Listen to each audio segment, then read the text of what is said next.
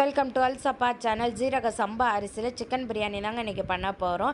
எப்படி பண்ணலான்னு பார்க்கலாமா? எண்ணெயை ஊற்றி எண்ணெய் சூடான அப்புறம் பட்டை, கிராம்பு, ஏலக்காய், அன்னாச்சிப்பூ பொரிஞ்சு வந்த அப்புறம் வெங்காயம் போட்டுக்கிடலாம். வெங்காயம் சீக்கிரமாக வதங்குறதுக்கு உப்பை போட்டு நல்லா வெங்காயம் வதங்கி வந்துட்ட பிறகு பச்சை மிளகா, இஞ்சி பூண்டு பேஸ்ட்டை போட்டு நல்லா வதக்குன்னு வதக்கலாங்க. இனி சிக்கனை எடுத்து போட்டு நல்லா வதங்கி எடுத்த அப்புறம் தக்காளி பழமும் போட்டு நல்லா வதக்குன்னு வதக்கி எடுத்துடுவோம். மஞ்சத்தூள், மிளகாய்த்தூள், கரம் மசாலா தூள் போட்டு பச்சை வாடை போகிற வரைக்கும் நல்லா வதக்கி எடுத்துக்கிடலாம். இனி நம்ம புதினா கொத்தமல்லியும் போட்டு நல்லா வதக்கி மூடி போட்டு வச்சிடலாம்.